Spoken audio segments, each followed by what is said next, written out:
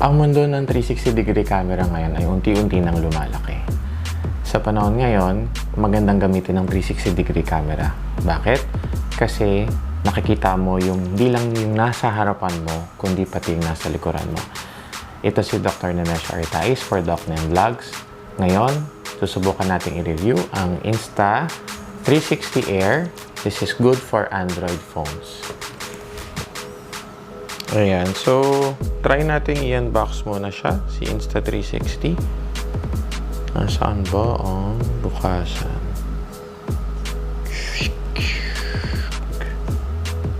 Ingat po, baka masugatan. Ayan, so yung unit ko na ito na nabili ko sa sa carousel, no?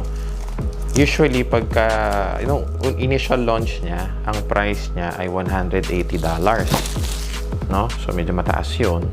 Tapos, ngayon, pag tinitinan mo siya sa Shopee at saka I think sa carousel, may mga makikita kang sellers na worth $3.9 or $5.5. Mga ganun yung makikita mo. No?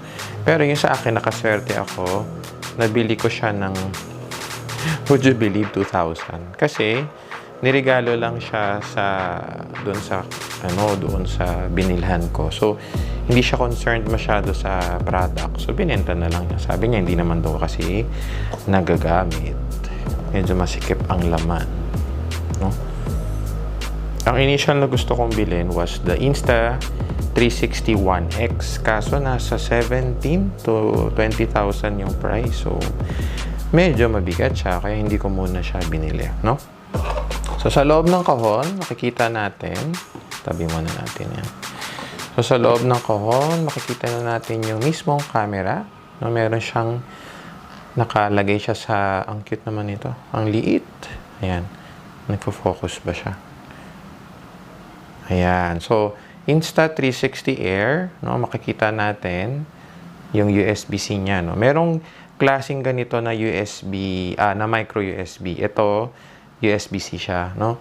So, pag hahatakin natin siya, yung ihiwalay natin yung mismong camera sa case. So, rubberized yung case niya. So, lumalabas, yan, pag ganyan siya, no?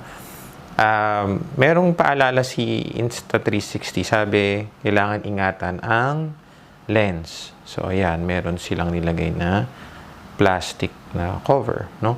Pero pag ilalagay natin siya dito, pag ganyan, para maproteksyonan siya. Medyo snug fit nga siya actually. Ayan, ganyan.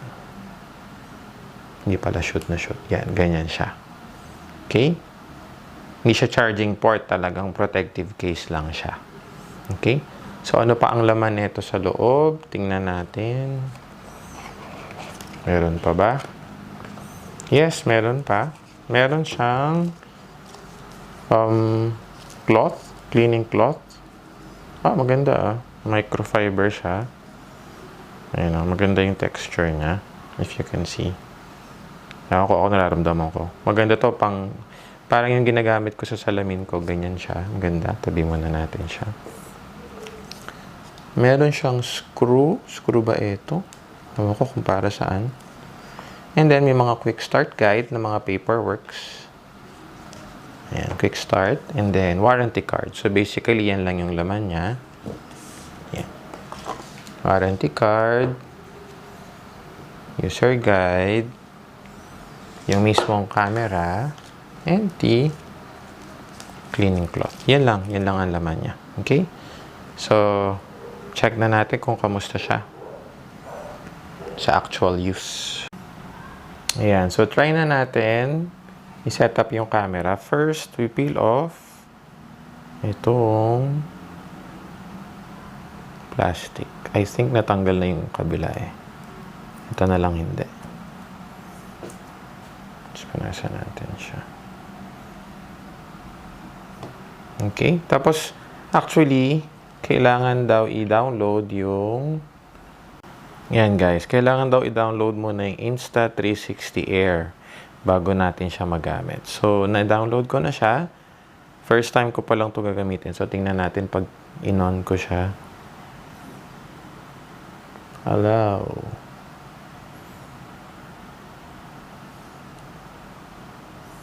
Insta360 Air. Ayan, subukan natin ng isalpak sa ilalim.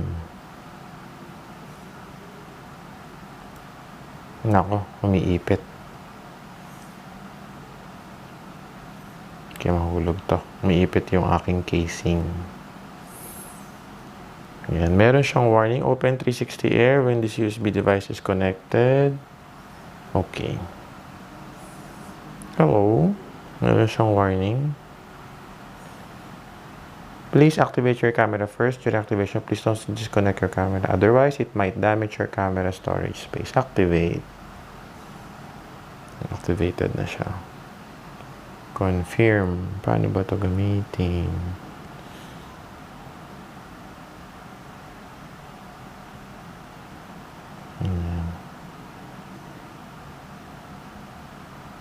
Yan, may mga ano siya, ways paano daw maglinis ng lens. Yan, paano ma-preview yung 360 na nagawa mo. Paano maglagay sa lalagyan. Men, medyo alam na natin yan eh. Tapos yung ano, 15-minute record pwede mong i-off. Yan, access location, okay lang. Record audio, okay lang. Got it. Pwede daw mag-live. Ayan. Naka-start na tayo. Ayan. So actually, pinatay ko kasi yung ilaw ko sa room. Ang nakabukas lang itong natin yung ating ring light. There it is. Galing ah. So ito actual to na nakikita nyo ako. Buka natin ikanan. So guys, currently we're filming using the Insta360. Ito yung 3K mode. Ito yung highest resolution na pwede sa kanya, no? Lumabas ako sa kwarto ko kasi dumi-dumi. Nahiya ako sa inyo. So ayan. Yan, tinataas ko siya ngayon. Try natin ng super taas. Ayan, mataas na mataas. Kamusta? Inikot ko. Yan siya. May makulit dito na aso sa harapan ko. I don't know if you can see it. Ayan, ayan siya. Umihi po siya. Ito guys, ito yung lower resolution. Kanina di ba naka 3K tayo? This one, it's using 1280. So, sabihan nyo ako kung kamusta, kung malinaw pa din siya. Okay? Good evening guys. So, for the verdict for the Insta360 Air, for me, okay siya sa mga tao na nagta-travel, tapos ayaw magdala ng mabigat na camera kasi sobrang gaang niya, parang 26 grams lang siya. And then, accessory lang siya sa cellphone. So, ikakabit mo lang siya sa phone mo. So, yung phone mo naman, lagi mo namang dala. So, ikakabit mo na lang siya doon. And then, you get a picture of those things around you. Kasi minsan, di ba, parang, for example, you're using GoPro, nakikita mo na may nasa harap mo, pero parang bitin, no? Parang, iisipin mo sana nakikita mo rin yung nasa likuran mo. Kaya minsan, parang nagse-selfie shot ka rin using your GoPro, eh, di ba? So, with this, parang nasosolve na yung ganung problema, no? Tapos, kunyari, nasa isang place ka na alam mo hindi mo na yun mababalikan or once mo na siya mapupuntahan, for those priceless moments, maganda yung nakaganito ka, no? Pero if you have a big budget, I would suggest you get the Insta360 1X. It's around 17 to 20,000, no? If I'm not mistaken, marami nun sa Lazada, sa Carousel, and sa Shopee, no? Ang kagandahan sa kanya, pag nilagay mo siya sa selfie stick, nawawala yung camera at mukha kang walang hawak na camera. So, parang magic talaga. Ito kasi pag hawak mo siya, di ba pag hawak ko siyang ganito sa harap nyo, nakikita niyo yung hawak ko siyang ganyan, may itim doon sa gitna ng kamay ko eh. Si Insta360 1X, wala siyang ganon. As in, parang invisible. Kaya ang tawag doon sa selfie stick niya is invisible selfie stick. So that's it for now. So if ang question natin is, would I recommend this? Yes, I would, no? I would recommend this to anyone using an Android phone na USB-C siya. Pwede rin naka-micro USB ka if you like. Kung naka-iPhone po kayo, you'll be needing Insta360 Nano S. No, mas expensive siya. I think it's around 9 to 12,000. Mas manipis siya. Pwede siyang lagyan ng sariling SD card. And I think yung specs niya mas maganda. Dahil nga sa higher price, no? So, that's it for now, guys. Sorry, nakasando lang ako kasi kaka-gym ko lang. So, I hope you like this video. If you like it, consider clicking the like button and subscribing na din for future videos, no? So, that's it, guys. Good night and see you on the next video. Bye.